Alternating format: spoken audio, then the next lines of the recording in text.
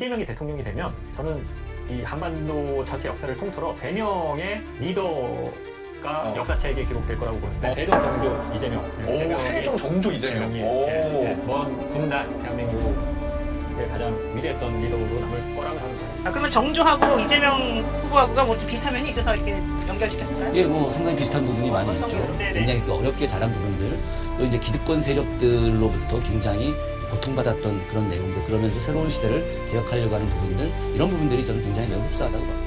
정조라고 하는 사람은 정말로 백성을 사랑해서 밤낮 없이 공부하고 일하고 혹시 지방관들이 피해 끼치는 거 없나 해가지고. 여러분은 정조에 대해서 얼마나 알고 계신가요? 정조와 이재명 후보가 무슨 관계가 있느냐라고 하시는 분들 계실 겁니다. 왜 많은 역사학자들, 그리고 역사에 밝은 일반 시민들조차 점점 이재명 후보를 두고 현대판 정조와 같다 이야기할까요? 오늘 우리는 정조와 이재명 후보의 두 가지 상관관계에 대해서 살펴볼 예정입니다. 우선 우리가 주목해야 할 정조의 업적을 요약해보자면 억강무약을 통해 동아시아 최대의 번영국을 만들었다는 것입니다. 강자를 억압하여 약자를 보듬는다 라는 억강무약은 실제 2017년 대선 당시 이재명 캠프의 슬로건이기도 했습니다. 정조는 민국 백성의 나라다, 이렇게 이야기하죠. 함께 가는 대동세상을 만들어야 된다라고 하는 것이고, 네. 그러기 위해서는 바로 기존의 강한 세력들, 그 세력들을 누르고 약한 자를 북돋는 억강무약의 정책을 실시하지 않으면 이 세상은 올바르게 갈 수 없다라고 생각을 한 것이고, 실제로 그런 억강무약을 굉장히 많이 강조를 했고요. 저에게 정치란 억강부약, 강자의 행포를 억제하고 약자들을 부양해서 함께 사는 공동체를 만드는 것입니다. 대동세상을 향한 우리의 기적은 여기에서 멈추지 않을 것으로 확신합니다, 여러분. 정조를 전문적으로 연구한 역사학자는 정조의 억강무약 사례를 증명할 역사적 기록으로 격쟁 행차를 이야기합니다. 정조가 행차를 했을 때 바로 격쟁을 통해서 격쟁, 징치는 거. 예, 행차를 막고 이야기를 하는 거. 8일간의 화성 행차, 수원 행차할 때도 시흥 행궁 앞에 다 와라. 거기서 이제 임금 앞에서 억울한 일 이야기하고 임금은 듣고 그 자리에서 관련된 정부 부처 관계자들 다 오게 한 다음에 즉각 빨리 이 문제 이렇게 처리하고 이 문제 이렇게 처리하고 다 지시를 하죠. 이 격쟁의 효과는 탐관오리들의 부정부패를 막는데 방점이 있습니다. 왕이 행차하여 억울한 사연이 있는 백성에게 징을 치게 하고 직접 그 사연을 들어 문제를 해결하겠다는 취지인데, 왕의 이런 정책에 과연 탐관오리들의 수탈이나 부정부패가 지속될 수 있었을까요? 그럼 이재명 후보를 대표하는 상징성은 과연 무엇일까요? 대표적 상징성은 가족에게까지 엄격하게 적용했던 부정부패에 대한 단호함일 가족 것입니다. 문제는 사실 저는 이 공적 영역의 제일 심각한 문제가 이 그야말로 부정부패 비리 아니겠습니까? 예. 이 나라의 가장 심각한 문제는 공직자들이 공적 권력을 사적으로 남용한 데서 모든 문제가 시작됐습니다.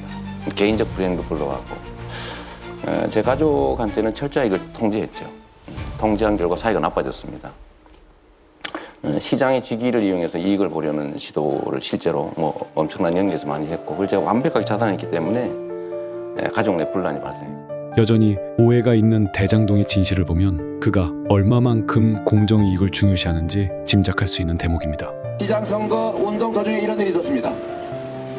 성남에 대장지구라고 하는 분당과 판교 사이에 논밭이 30만 평 있었습니다. 그런데 이거를 원래 LH가 사업하고 있었는데 자유한국당 소속의 신 XX 국회의원이 성남시 국회의원인데 LH의 국정감사때 이거 절대로 하면 안 된다. 이 돈 남는 거를 왜 공기업이 하느냐. 민간에 넘겨라. 이렇게 압력을 넣어가지고 결국은 LH가 포기했습니다. 제가 시장에 당선되고 후에 첫 번째로 한 일이 이 수천억이 남을 대장지구 사업 민간에 개발하게 해줄 수 없다. 성남시 공영개발한다 라고 공영개발에 체크 표시를 한 다음에 제가 사인해버렸습니다. 엄청난 저항이 있었습니다. 압력, 청탁, 온갖 짓 다 벌어졌는데 제가 꿋꿋하게 보태서 5,503억 원을 한 푼도 안 들고 성남시 수입으로 만들었습니다, 여러분. 만약에 그들이 당선이 됐더라면 이 시민들이 받을 5,503억을 그들이 홀랑 먹었을 거 아닙니까? 이게 바로 투표고, 이게 바로 부정비리고, 이게 바로 정장유착 아닙니까, 여러분? 제가 이런 식으로 번 돈이 성남시정 8년 동안 7천억이 넘습니다. 놀고 있는 땅 두산 계열사 전부 들어오라고 작업했더니 땅값이 좀 올랐어요. 그거 10% 땅 성남시에 내놔 해서 300억 벌었습니다. 이런 식으로 만든 돈이 7천억이 넘어요. 만약에 저들이 시장이 됐더라면 이 7천억이 넘는 돈 그 사람들이 다 홀랑 먹었을 거 아닙니까? 유시민 작가는 과거 이렇게 이야기했습니다.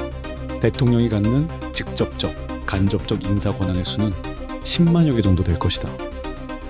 대통령의 주요 참모 및 공직자들은 대통령 지시를 통해서만 그 정책을 이행하지 않으며 대통령의 숨은 의중까지 수렴하는데, 이에 따를 경우 청렴한 대통령 한 사람으로 나라의 공무원들은 스며들듯이 함께 청렴해진다. 이 하나의 상징성만으로도 우리 사회의 부정부패와 비리가 사라지게 되는 평등한 민주주의를 꿈꾸는 역사학자들과 시민들이 정조와 이재명 후보를 비교하는 이유일 것입니다. 두 번째는 공정사회와 국민주권을 강조한다는 것입니다.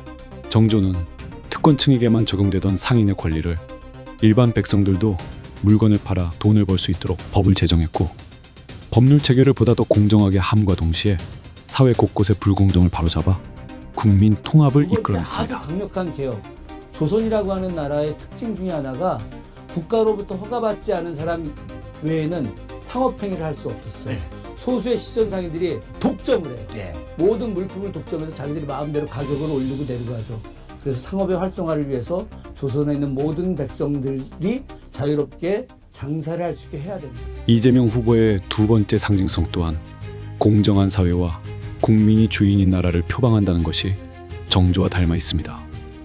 제 이웃들은, 많은 사람들은 지금도 여전히 절망하고 기회를 얻지 못하고 자신이 노력한 결과물을 충분히 자신의 몫으로 갖지 못합니다. 이런 나라를 고치고 싶었습니다. 이런 나라를 고쳐서 모두가 희망을 갖는 공정한 나라로 죄 지은 자는 처벌받고 법 앞에 만인이 평등하고 각자가 기여한 만큼의 몫이 보장되고 콩을 심으면 콩이 나는, 밭을 심으면 밭이 나는 상식적인 나라를 만들기 위해서 죽을 힘을 다해서 뛰어왔습니다. 앞으로도 이 길을, 이 내 삶의 목표를 결코 포기하지 않을 겁니다. 여러분의 손을 잡고 반드시 저 장벽을 넘어서 공정한 나라, 함께 사는 대동세상을 향해서 함께 이기겠습니다. 감사합니다, 여러분. 이재명 후보는 법과 원칙, 그리고 백성을 가장 중요하게 생각했던 정조의 애민심과 기득권 세력의 편법이 없는 법과 원칙대로 이루어지는 나라, 이로 인해 더 큰 발전과 번영을 이루는 나라를 만들겠다는 정조와 같은 믿음이 그의 DNA에 깊숙이 박혀 있을지도 모르겠습니다.